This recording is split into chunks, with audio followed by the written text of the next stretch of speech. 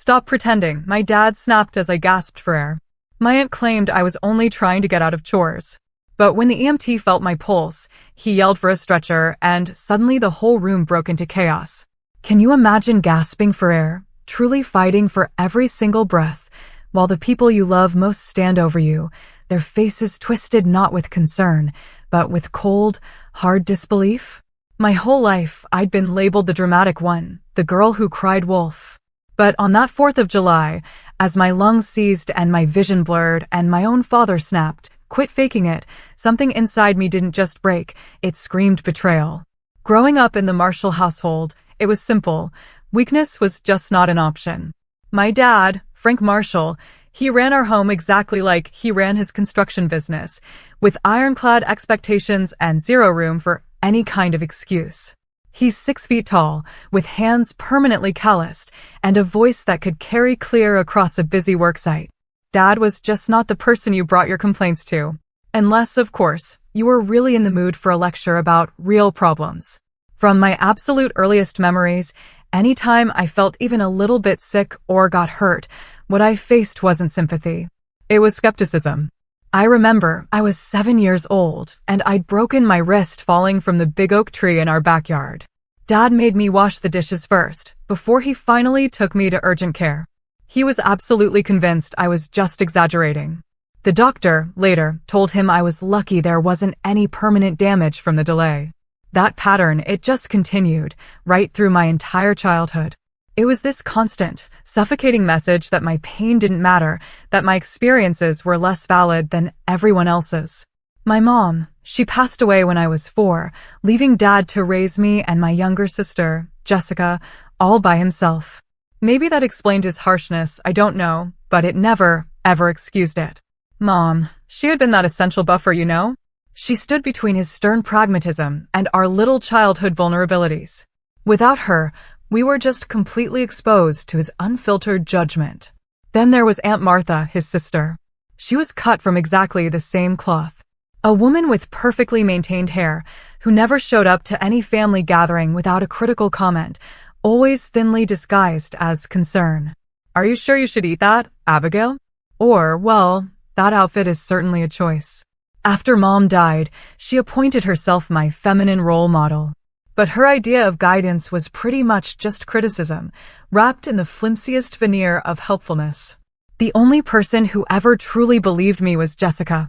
She's 3 years younger than me, and somehow, she managed to escape that dramatic label that had been plastered onto me. When I'd get migraines so bad they'd leave me vomiting in the bathroom, Jessica would silently bring me water and just sit with me in the dark. When Dad accused me of faking to get out of school, she would defend me in her own quiet way. Though, honestly, it rarely made any difference. By the time I was 16, I had internalized their dismissal so deeply that I actually started to doubt my own experiences. Maybe I really was being dramatic. Maybe normal people just didn't feel pain the way I did. So, I stopped mentioning when I felt unwell.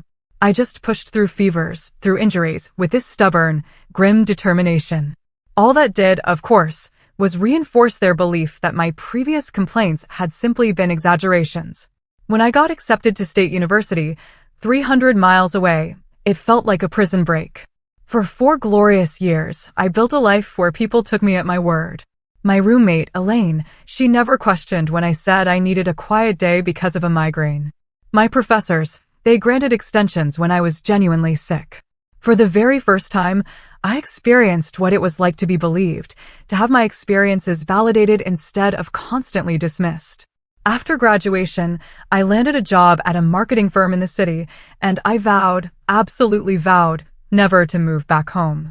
I called on holidays, visited maybe twice a year, always with carefully planned exit strategies, and I built a life that was completely separate from the family that had made me doubt my own reality. Then came the economic downturn. Our firm lost 3 major clients in a single month. Being one of the newest hires, I was among the first let go. With student loans piling up and big city rent to pay, my savings just disappeared at an alarming rate.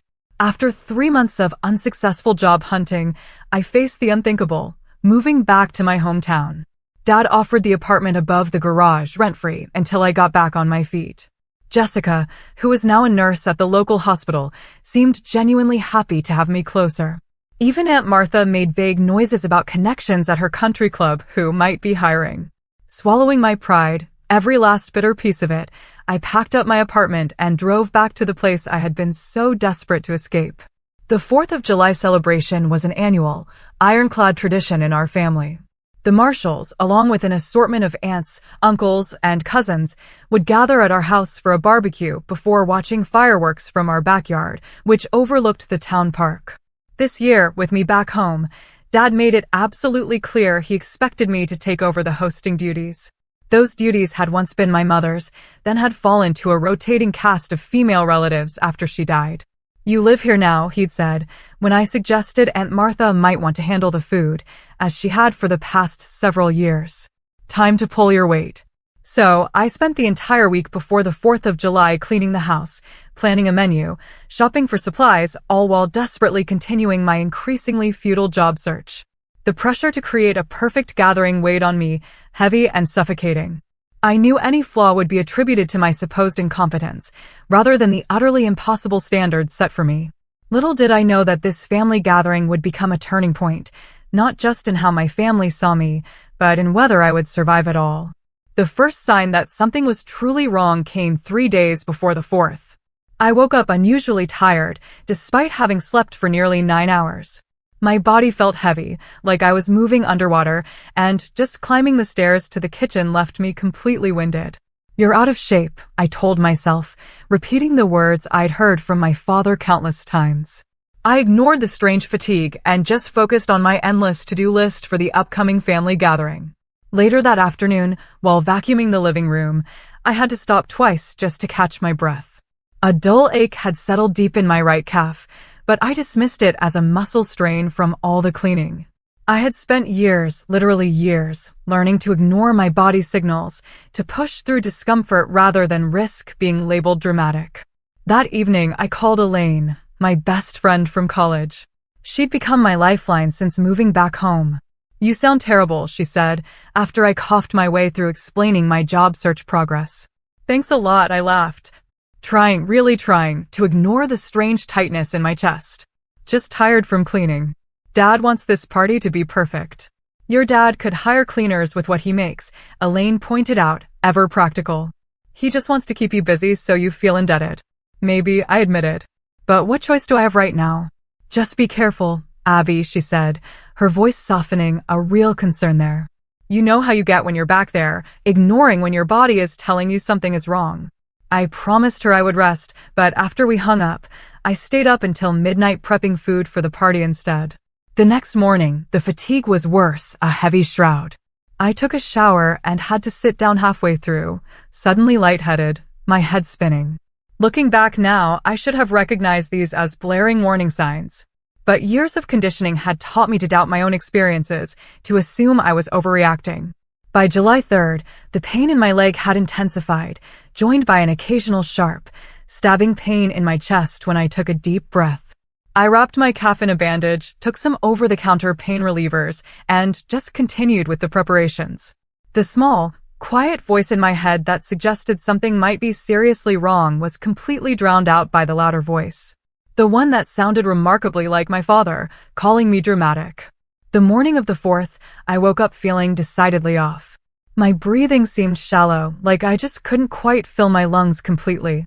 The simple act of getting dressed left me dizzy, the room tilting around me. Still, I had a party to host. The family would be arriving in just a few hours, and absolutely nothing was ready to my father's impossible standards. I pushed through the discomfort, setting up tables in the backyard, arranging chairs, hanging decorations. Each task took more effort than it should have, but I attributed it to stress and lack of sleep. By noon, I was moving in slow motion, every muscle protesting, but the backyard looked festive with red, white, and blue streamers and a table set for 16 people. Jessica arrived early to help, taking one look at me and frowning. "You look terrible, Abby. Are you feeling okay?" "Just tired," I said, the automatic response so ingrained, I didn't even consider an alternative answer. "Can you help me carry the coolers out?" As we lugged the heavy coolers, filled with ice and drinks, to the backyard, a sharp pain shot through my chest, so intense I nearly dropped my end. Jessica noticed my grimace. "Seriously, what is wrong?" she pressed, her eyes wide with worry. "Nothing." Pulled a muscle, probably. I forced a smile, ignoring the way my heart seemed to be racing, even though I was barely moving. The memory of the 8th grade science test suddenly flashed through my mind. I had woken up with a fever and begged to stay home. Dad had accused me of trying to avoid the test, forcing me to go to school, where I threw up in the middle of the exam. Even then, when the evidence of my illness was unmistakable, I had been scolded for making a scene. That day had taught me a powerful lesson about the futility of expressing pain in my family. By 2 o'clock, guests began arriving. Uncle Robert and Aunt Diane with their teenagers, Dad's cousin Patrick and his new wife. Grandmother Marshall, now 86, but still sharp as a tack. With each arrival, I plastered on a brighter smile, ignoring the increasing tightness in my chest and the strange tingling sensation in my fingers. Aunt Martha arrived last, as usual, making her grand entrance with a critical sweep of the decorations. "Well, you certainly went with a theme, didn't you?" she said, eyeing the patriotic decor I had spent hours arranging. Then she turned to me, her eyebrows rising. "Good heavens, Abigail, you look terrible. Are you trying to get attention again?" "Nice to see you, too, Aunt Martha," I said, my hands, which felt oddly numb, taking her casserole. "Everyone is in the backyard. You should put some color on your face before joining us," she advised, patting my cheek. "No one wants to look at someone who appears half dead at a party." The brutal irony of her words wouldn't hit me until much, much later. By the time we sat down to eat, I was really struggling to keep up the facade of normalcy. The simple act of breathing had become something I had to consciously focus on. Each inhale felt incomplete, like my lungs were filling with cotton instead of air. I picked at my food, unable to muster an appetite despite having skipped breakfast to finish the preparations. Dad noticed, of course. Nothing escaped his attention when it came to perceived failings. "After all the money I spent on food, you could at least eat it," he muttered as he passed the potato salad. I nodded and forced a forkful into my mouth, though swallowing felt like an enormous effort. Across the table, Jessica watched me with concerned eyes, but said nothing. She had learned, as I had, that challenging Dad in front of family only made things worse. The meal continued, conversation flowing around me as I concentrated on the increasingly difficult task of just breathing normally. No one else seemed to notice my struggle, or if they did, they chose to ignore it. Years of being told I was dramatic had effectively trained my family not to see my pain, even when it was written clearly on my face. As plates were cleared and dessert was served, the pressure in my chest intensified. A sharp, stabbing pain radiated through my right side, causing me to gasp audibly. A few heads turned in my direction, but quickly returned to their conversations when I forced a weak smile. "Bathroom," I murmured to no one in particular, rising unsteadily from my chair. In the downstairs bathroom, I gripped the edges of the sink and stared at my reflection. The face looking back at me was frightening. My lips had a bluish tinge. My skin was pale and clammy, and my eyes were wide with a fear I could no longer suppress. Something was very, very wrong. This wasn't stress or anxiety or any of the other things I had been telling myself. I splashed cold water on my face, trying to steady my racing heart. The pain in my chest came in waves now, each one more intense than the last. My breathing was becoming increasingly labored, each inhale shallower than the one before. "Get it together," I whispered to my reflection, repeating the mantra my father had used throughout my childhood. "Stop being dramatic." But my body was beyond responding to these ingrained commands. This was not something I could push through with willpower alone. I stayed in the bathroom for several minutes, trying to compose myself before returning to the backyard. The effort of walking those few steps left me dizzy and gasping. Dad caught my arm as I nearly stumbled back into my chair. "You okay?" he asked, but the question held more annoyance than genuine concern. "Fine," I managed, the lie automatic. As dessert concluded, Dad stood up, clapping his hands for attention. "All right, everyone.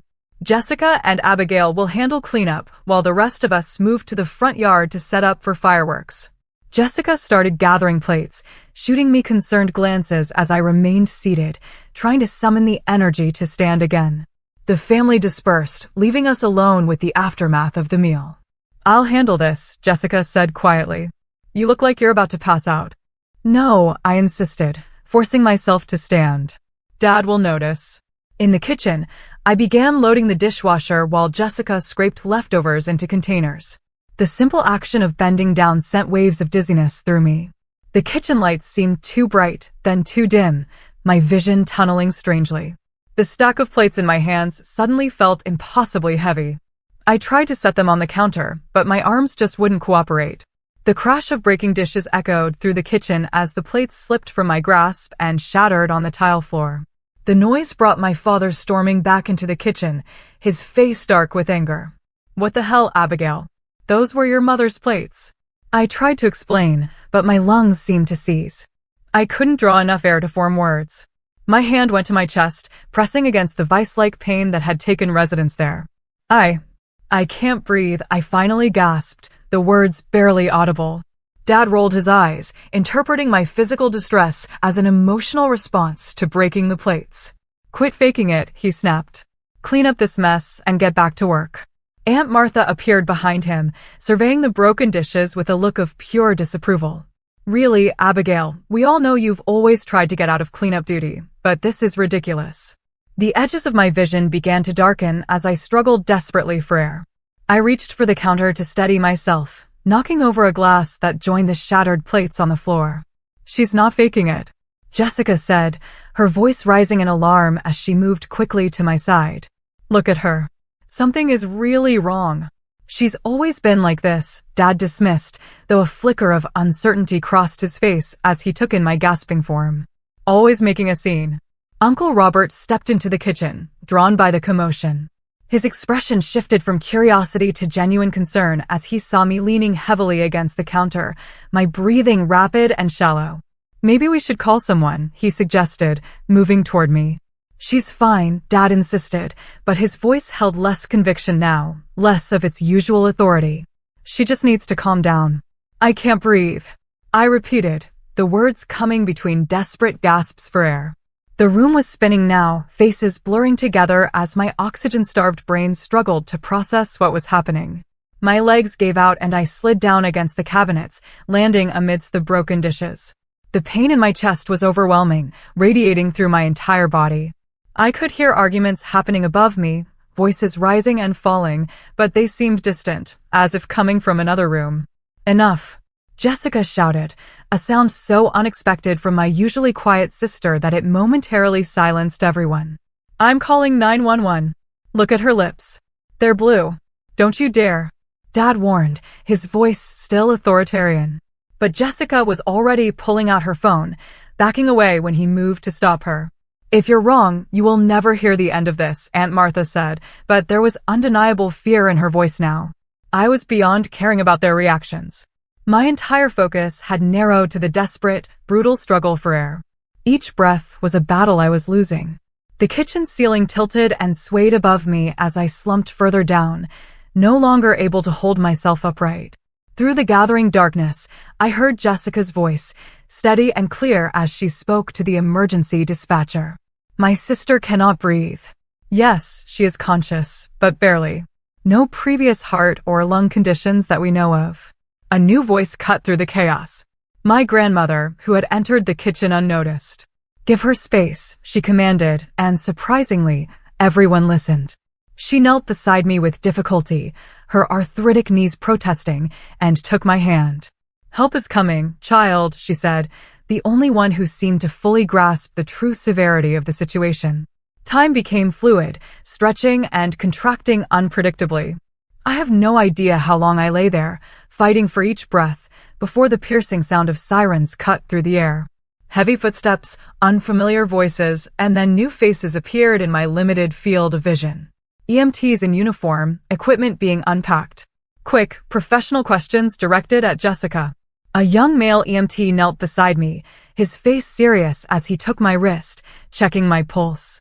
His expression changed instantly, alarm completely replacing professional detachment. Get the stretcher in here now, he shouted to his partner. Pulse is 140 and thready, oxygen sats critically low. The room erupted in panic. My father stood frozen, his face ashen, as the reality of the situation finally penetrated his thick denial. Aunt Martha had backed against the wall, hand over her mouth. Jessica was openly crying, answering questions about my symptoms while grandmother held her shoulders. As the EMTs worked around me, attaching monitors and placing an oxygen mask over my face, I caught a glimpse of my father's expression. For the first time in my life, I saw fear in his eyes, and beneath that, the dawning horror of recognition. He had been wrong, catastrophically, dangerously wrong. The oxygen helped slightly, a small reprieve, but breathing remained a struggle. The EMTs spoke in urgent tones, using medical terminology I didn't fully understand. Words like cyanotic and tachycardic filtered through my fading consciousness. They lifted me onto the stretcher with careful efficiency. As they raised it to waist height, my vision narrowed to a pinpoint, the faces of my family receding into darkness as consciousness slipped away. The last thing I remember was the continued wail of sirens and the sensation of movement as they rushed me out of the house where I had never, ever been believed. Fragments of awareness came and went as I was loaded into the ambulance. The ceiling of the vehicle, bright lights moving across my field of vision. The comforting pressure of the oxygen mask on my face. The voices of the EMTs, urgent but controlled. BP is dropping, 70/40. Get another line in, possible P. Call ahead to the ER. Jessica was there, somehow, holding my hand, her face tear-streaked and terrified. Had they let her in the ambulance? I couldn't remember her getting in, but I was so profoundly grateful for her presence, a familiar anchor in the chaos. Hang on, Abby. Please hang on, she kept saying, her voice thick with fear. I tried to nod, to squeeze her hand, to give some indication that I heard her, but my body just wouldn't respond to my commands. The simple act of breathing consumed all my energy and focus. Each inhale was a battle. Each exhale a momentary relief before the struggle began again. Time lost all meaning. The ambulance ride could have been minutes or hours. The siren wailed overhead, the sound fading in and out as my consciousness ebbed and flowed. New faces appeared as the ambulance doors opened. More uniforms, more urgent voices. I was wheeled rapidly through automatic doors, fluorescent lights passing overhead in a dizzying blur. 25-year-old female, acute respiratory distress, tachycardic, hypotensive. The EMT rattled off information to the receiving medical team as they transferred me from the ambulance stretcher to a hospital gurney.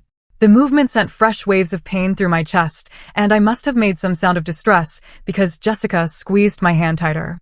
You have to wait here, someone told her as we reached a set of double doors. Her face crumpled, but she nodded, releasing my hand with obvious reluctance. I'll be right outside, Abby, she promised. I'm not going anywhere. Beyond those doors, the activity intensified. A doctor leaned over me, shining a light in my eyes, asking questions. I couldn't answer through the oxygen mask and my own breathlessness. Abigail, can you hear me? I'm Dr. Winters. We are going to take care of you. Monitors beeped, needles pricked my skin, and voices called out numbers and medical terms all around me. Through it all, the crushing pain in my chest and the desperate struggle for air continued. I need a chest CT stat and get ultrasound in here for her leg. Blood oxygen still dropping. Start her on heparin. We need to intubate if her SATs don't improve in the next 2 minutes. The urgency in their voices penetrated my fog of pain and fear. This was bad. Really bad. The realization should have terrified me, but a strange calm had settled over me instead. These people believed me. They saw my distress and responded with appropriate alarm. After a lifetime of having my pain dismissed, the validation was almost as powerful as the oxygen they were pumping into my failing lungs. Someone cut away my shirt, attaching leads to my chest. Cold gel was spread over my right leg, followed by the pressure of an ultrasound wand. The doctor watching the screen nodded grimly. DVT confirmed in the right leg. CT is ready for her. More movement, more lights passing overhead as I was wheeled down corridors. The CT scanner loomed above me, a massive, donut-shaped machine that would look into my chest and confirm what the medical team already suspected. Abigail, we need to take some pictures of your lungs, a technician explained. Try to hold as still as possible.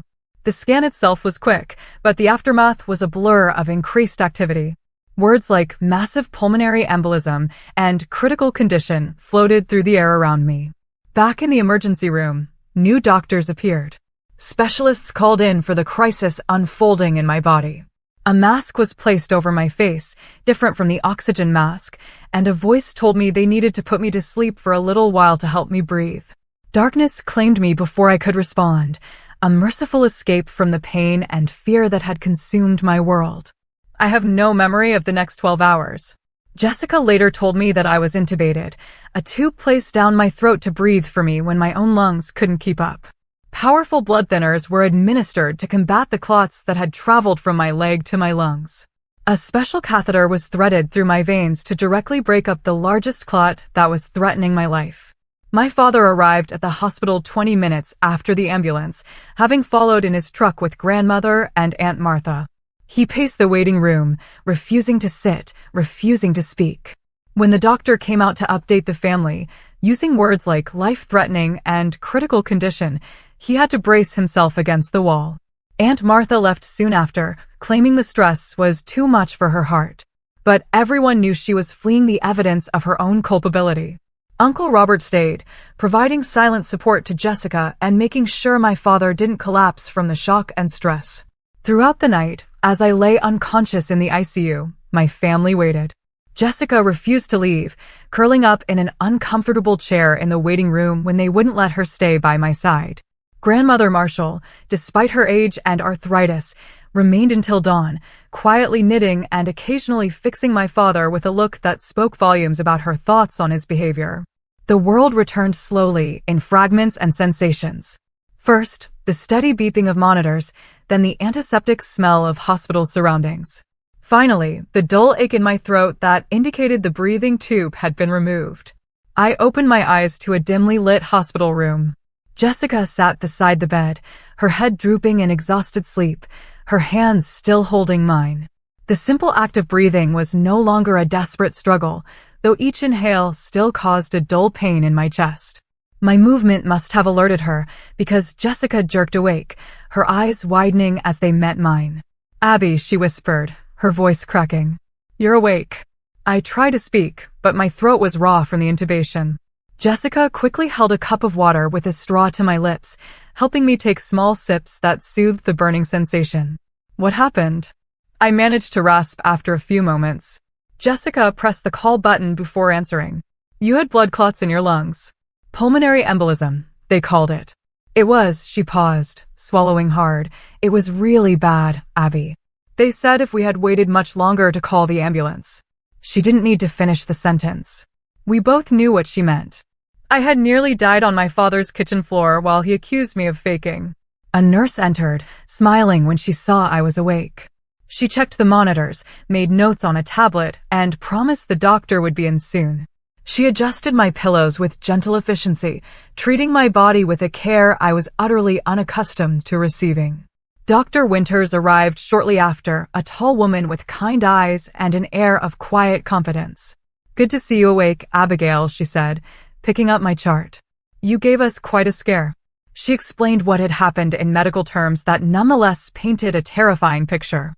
A deep vein thrombosis, a blood clot, had formed in my right leg, likely due to prolonged inactivity during my recent move and job search. Pieces of this clot had broken off and traveled through my bloodstream to my lungs, blocking pulmonary arteries and preventing proper oxygenation of my blood. "The technical term is pulmonary embolism, or P," she said. "Yours was significant, blocking several major vessels. Your right lung was almost completely compromised and your left was struggling to compensate." She didn't sugarcoat the severity. "Your condition was critical when you arrived. Your oxygen levels were dangerously low and your heart was straining to pump blood through blocked vessels. Without immediate intervention, the outcome would have been fatal." Fatal? The word hung in the air between us, cold and heavy.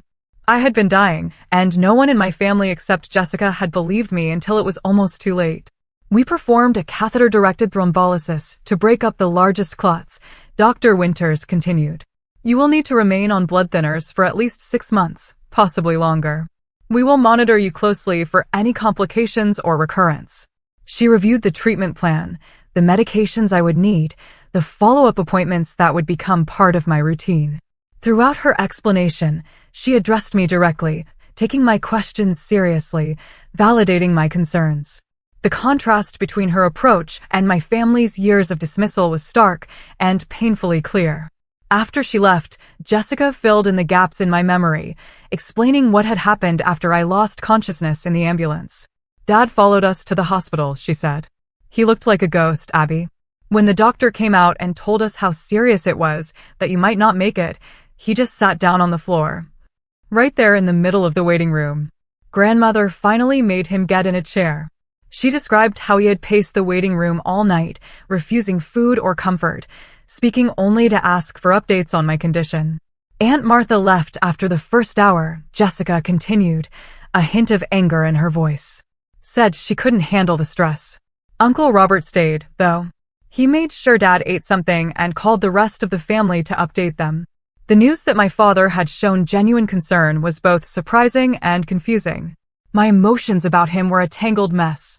Relief at his worry competing with anger at his absolute dismissal of my symptoms. "He's here now, actually," Jessica added hesitantly. "In the cafeteria. He's barely left the hospital. Do you want to see him?" I wasn't ready for that conversation. "Not yet." I shook my head and Jessica didn't push. She understood, better than anyone, the complicated feelings I harbored toward our father. Throughout the day, nurses came and went, checking vitals, administering medications, asking about my pain levels, and treating them seriously when I answered honestly. One nurse spent nearly 10 minutes explaining how the pain medication worked and encouraging me to ask for more if I needed it, assuring me that reporting pain was not weakness, but necessary information for my treatment. "Many patients, especially women, underreport pain," she told me. "They've been conditioned to think they should tough it out, or that they're not really hurting as badly as they think. But pain is important information that helps us treat you properly." Her words struck a chord so deep I had to turn away to hide sudden, stinging tears. My entire life, I had been taught that expressing pain was weakness, that my perceptions of my own body were unreliable and dramatic. Here was a medical professional telling me exactly the opposite, validating the very experiences my family had trained me to doubt. Later that afternoon, Jessica brought my phone, which was filled with messages from friends who had heard about my hospitalization. Elaine had texted hourly, increasingly frantic when I didn't respond, culminating in a message saying she was driving down from the city the next day to see me. My college roommate, my former coworkers, even casual acquaintances had reached out with concern and well wishes. Their messages formed a stark contrast to my family's years of dismissal. These people, some of whom I had known for only a short time, believed me without question when Jessica told them I was seriously ill. The door to my hospital room opened, pulling me from these reflections. My father stood in the doorway, looking smaller, somehow diminished by worry and what might have been guilt. Jessica squeezed my hand and discreetly left, giving us privacy for what would inevitably be a difficult conversation. Dad approached the bed cautiously, his eyes taking in the monitors, the 4 lines, the hospital apparatus that testified to the severity of my condition. "Abigail," he said, his voice rough with emotion. "How are you feeling?" "Better," I answered, simply, unsure what else to say. He nodded, then stood awkwardly at my bedside, hands shoved in his pockets. The silence stretched between us, heavy with unspoken accusations and apologies. "The doctor says you're going to be okay," he finally said. "That's good news." I nodded, waiting for more, for some acknowledgement of what had happened, of his role in delaying my treatment. But he only shifted uncomfortably, commenting on the hospital food, the weather, anything but the elephant in the room. After a few minutes of this strange small talk, he excused himself, promising to return later. As he reached the door, he paused, looking back at me with an expression I couldn't quite read. "I'm glad you're all right," he said. And then he was gone, leaving me alone with the beeping monitors and the weight of everything left unsaid. A week into my hospital stay, Dr. Winters suggested a family meeting. My condition had stabilized, and I was being prepared for discharge in another day or 2. She felt it was important for my family to understand the severity of what had happened and the care I would need during recovery. "Pulmonary embolism is not just a one-time emergency," she explained to me beforehand. "It requires ongoing treatment and lifestyle adjustments. Your family needs to understand that this is serious and that your symptoms should never be dismissed. The unspoken subtext was clear. She had pieced together from comments Jessica had made, and perhaps from my own reluctance to have my family visit, that their dismissal of my symptoms had nearly cost me my life. This meeting was her way of ensuring it would not happen again. My father arrived first, followed by Jessica and grandmother Marshall. To my surprise, Uncle Robert came as well, along with Aunt Martha, who had not visited since that first night. They arranged themselves awkwardly around my hospital room, no one quite meeting my eyes. Dr. Winters began by outlining what had happened in clear, unemotional terms. She explained how the blood clots had formed, how they had traveled to my lungs, and how they had blocked the vessels that carried oxygen to my blood. When Abigail arrived at the emergency room, she said, her gaze sweeping across my family members, her oxygen saturation was critically low. Her heart was racing, trying to compensate for the lack of oxygen, putting additional strain on an already compromised system. In medical terms, she was in acute cardiopulmonary distress. She paused, letting that sink in before continuing. To be perfectly clear, without immediate medical intervention, Abigail would have died. We're talking about a matter of hours, possibly less. The room was silent, except for a small sound from my grandmother, something between a gasp and a sigh. The early symptoms of pulmonary embolism can be subtle, Dr. Winters continued. Fatigue, shortness of breath, chest pain that worsens with deep breaths. These might be mistaken for other conditions, but they should never be ignored or dismissed. Her emphasis on the word dismissed was slight, but unmistakable. My father shifted in his seat, his discomfort evident. How are we supposed to know? He finally asked, a defensive edge to his voice. We're not doctors. Dr. Winters regarded him steadily. You were not expected to diagnose her condition, Mr. Marshall. But when someone says they cannot breathe, believing them is a good first step. Seeking medical attention promptly can make the difference between life and death in cases like this. The rebuke, though professional in tone, was clear. My father looked away, his jaw tight. As Dr. Winters concluded her explanation and opened the floor for questions, a strange calm settled over me. For years, I had suppressed my feelings about how my family treated me, swallowing hurt and anger in the name of keeping peace. But sitting in that hospital bed, with the evidence of their dismissal laid bare in stark medical terms, something shifted inside me. I told you I couldn't breathe, I said, my voice quiet but steady. I told all of you, and you said I was faking. The room went still. My family's discomfort palpable. Dad cleared his throat, but said nothing. This was not the first time, I continued, gaining momentum. My whole life, every time I was sick or hurt, you told me I was being dramatic. You taught me to ignore my own body, to doubt my own experiences. Tears threatened, but I blinked them back. Do you know what it is like to grow up never being believed? To be in pain and be told it's all in your head? To gasp for air and be accused of putting on a show? Now, Abigail. Aunt Martha began, her tone the same one she had used to scold me as a child. No one could have known this was serious. You have always been sensitive. I nearly died.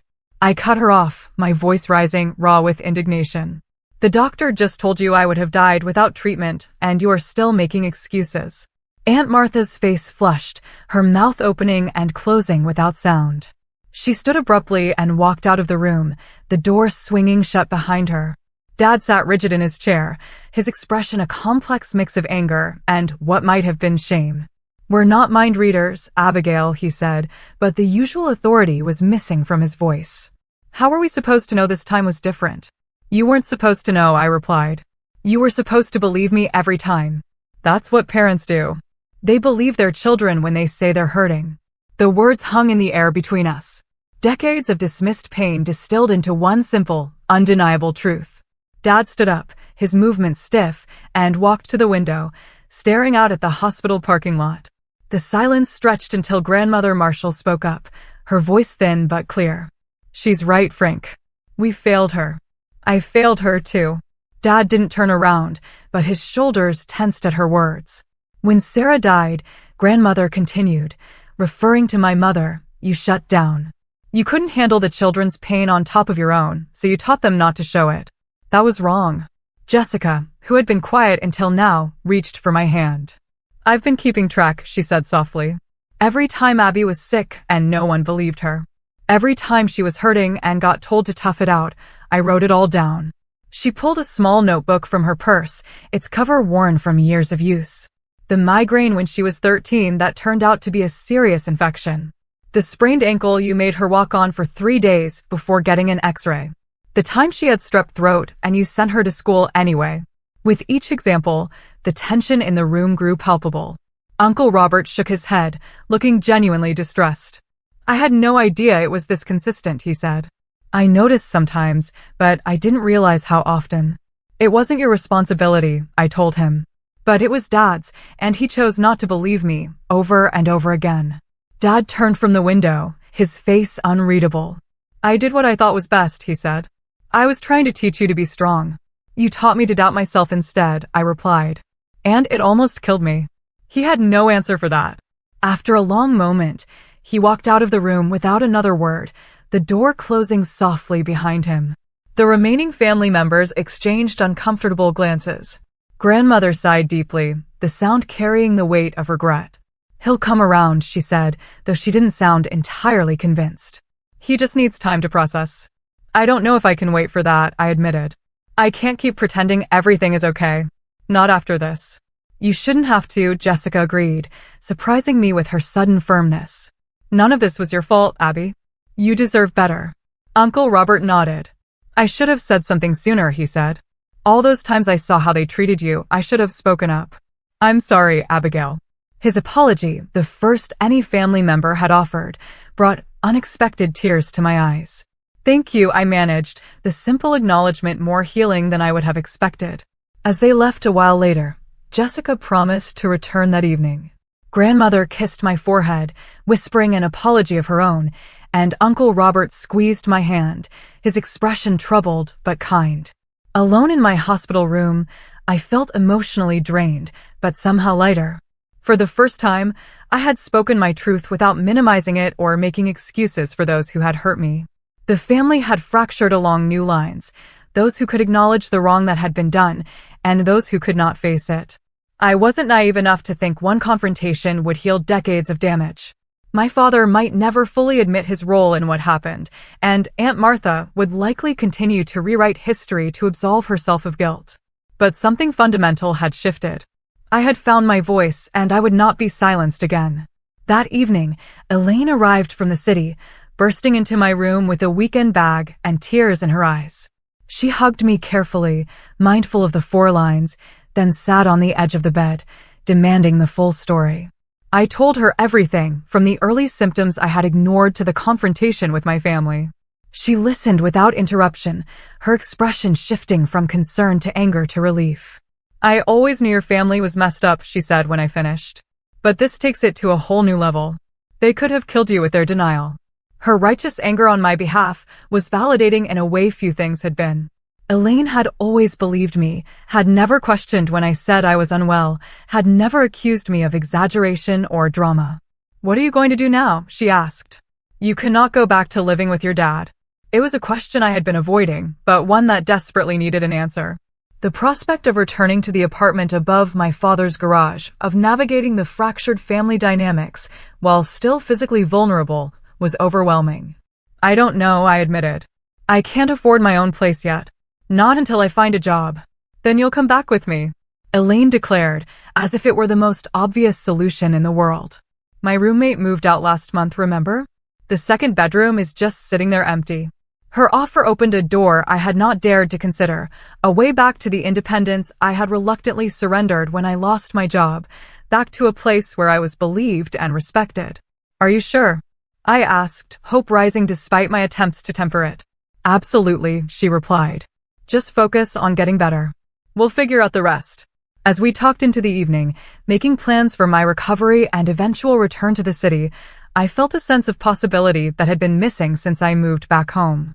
This health crisis, as terrifying as it had been, had forced a reckoning that was long overdue. It had shown me who truly cared for me and who was willing to face uncomfortable truths. More importantly, it had reminded me to trust myself, to believe my own experiences even when others questioned them. That lesson, painful as it had been to learn, might have saved my life. 2 months after my near-fatal pulmonary embolism, I stood in the kitchen of my new apartment, preparing tea as sunlight streamed through the windows. The place was small but bright, a second-floor walk-up in a quiet neighborhood on the outskirts of the city. Jessica had moved in with me, taking the second bedroom after securing a transfer to a hospital nearby. My physical recovery had been slower than I anticipated. The first weeks were marked by overwhelming fatigue, persistent chest pain, and the constant vigilance required by my medication regimen. Blood thinners meant monitoring for unusual bruising or bleeding. Every twinge in my chest brought fear of another clot. Each follow-up appointment carried the anxiety of potentially bad news. But gradually, my body healed. My lung function improved. My energy returned in small increments, and the fear receded enough to allow normal life to resume. I found a job as a virtual marketing assistant, allowing me to work from home while I continued to recover. The pay was less than my previous position, but it covered my share of rent and utilities, and the flexibility accommodated my frequent medical appointments. My relationship with my family remained complicated. Dad had made awkward attempts at reconciliation, sending text messages asking about my health, offering financial help. I politely declined. We spoke on the phone occasionally, conversations that carefully avoided any mention of the past. He never explicitly apologized for dismissing my symptoms, but he no longer questioned when I mentioned feeling unwell. Aunt Martha and I had no contact at all. She had sent a generic get-well card to the hospital with no personal message, and neither of us had reached out since. The silence between us was a relief, an acknowledgement that some relationships were too damaged to salvage.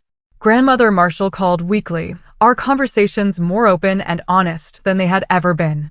She had begun therapy herself, seeking to understand the family patterns that had led to such harmful dynamics.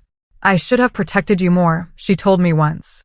I saw what was happening and said nothing. That stops now. Uncle Robert had become an unexpected ally, visiting often and making a point of asking genuinely about my health and well-being. He had confronted Dad about his treatment of me, causing a rift between them that had yet to heal. But the most profound change was within myself. I had stopped second-guessing my own experiences. When my body signaled pain or illness, I listened without the filter of doubt that had been instilled in me. I no longer waited until symptoms became unbearable before seeking help. I had learned, at great cost, that my perceptions were valid, my pain real, my needs legitimate. One Tuesday morning, I ran into Dad at the grocery store. An unexpected encounter that left us both momentarily speechless in the produce section. He looked older somehow, the lines around his eyes deeper than I remembered. "Abigail," he said finally. "You look well." "I'm getting there," I replied, the awkwardness between us palpable. He shifted from one foot to the other, examining an apple with unnecessary attention. "Jessica says your new job is going well." "It is. The company wants to make it permanent next month." He nodded, seeming genuinely pleased. "That's good. Real good." We stood in silence for a moment, surrounded by strangers selecting fruits and vegetables. The ordinary backdrop highlighting the extraordinary tension between us. "I've been thinking," he said, finally setting the apple down, "about what happened, about all of it." "I was wrong," he continued, the words clearly difficult for him. "Not just about the embolism, about a lot of things. The way I raised you after your mother died, I thought I was teaching you to be tough. I didn't realize I was teaching you that your feelings didn't matter." It was not quite an apology, but it was more acknowledgement than he had ever offered before. I nodded, accepting his words without rushing to absolve him of guilt. "I'm still angry," I told him. "Honestly, I might be for a long time, but I appreciate you saying that." He accepted this with a nod of his own. "Maybe we could have dinner sometime. You and Jessica both. When you're ready." "Maybe," I agreed, not committing but not refusing outright. "I'll think about it." We parted awkwardly, but something had shifted. A door had been cracked open, allowing the possibility of a different kind of relationship in the future, one built on honesty rather than denial. Back at the apartment, I found Jessica fresh from a night shift, drinking coffee at the kitchen counter. I told her about the encounter with Dad, and she listened thoughtfully. "Do you think he really gets it?" she asked when I finished. "Part of it," I replied, "maybe as much as he's capable of right now." A few weeks later, Jessica experienced a health scare of her own, unusual abdominal pain that had her doubled over one evening. Without hesitation, I drove her to the emergency room, insisting on a thorough examination, despite her protests that it was probably nothing serious. The diagnosis was appendicitis, caught early enough to prevent rupture. As I sat by her hospital bed after her surgery, I realized we had broken the cycle. We had not dismissed her pain or waited until it became critical. We had acted promptly, trusting her body's warning signals. The pattern established by our father would end with us. One evening in early fall, I received a surprising phone call from Aunt Martha. Her voice was uncharacteristically subdued as she asked how I was feeling. "I've been seeing someone," she said after we exchanged awkward pleasantries. "A therapist?" She suggested I reach out to you. I remained silent, giving her neither encouragement nor rejection. "I said some terrible things that day," she continued. "When you were sick, and before that too, over the years. I was wrong, and I'm sorry." The apology was unexpected and oddly disarming. "Thank you for saying that," I replied, unsure what else to add. "Your mother would be ashamed of how we treated you," she said, her voice catching. She never would have allowed it. The mention of my mother, rarely discussed in our family, caught me off guard. "I barely remember her," I admitted. "She was a fierce advocate for her children," Aunt Martha said. "She would have believed you always." After we hung up, I sat with that new knowledge. That piece of my mother I had never known. Perhaps her advocacy had lived on in me, in my eventual refusal to be dismissed, in my insistence on being heard. As autumn deepened, my life settled into new patterns. Weekly therapy sessions helped me process the medical trauma and family dynamics. Monthly checkups confirmed my continued recovery. Daily walks built my strength and endurance. The fear of another pulmonary embolism never completely disappeared, but it receded enough to allow joy and normal activities to fill my days. One Saturday, at a local coffee shop, I overheard a young woman at the next table describing symptoms to her friend, symptoms her family had dismissed as anxiety or exaggeration. The familiarity of her story drew me in, and before I could reconsider, I found myself turning toward her. "I'm sorry to interrupt," I said, but I couldn't help overhearing. "Please get those symptoms checked out, even if no one believes you." I briefly shared my story, watching her expression shift from surprise to recognition. "I thought maybe I was overreacting," she admitted. "Trust yourself," I told her. "You know your body better than anyone else. And if your doctor dismisses you, find another one who will listen." As I walked home afterward, I reflected on how far I had come from that 4th of July when I had gasped for breath on my father's kitchen floor. The journey had been painful, the lessons hard-won. But I had emerged with something precious, the unshakable knowledge that my experiences were real, my perceptions valid, my voice worth hearing. The pulmonary embolism had nearly taken my life. But in surviving it, I had found a kind of freedom I had never known before. The freedom to trust myself completely. No dismissal, no doubt, no criticism could shake that foundation now. And in that trust, I had found not just healing, but strength.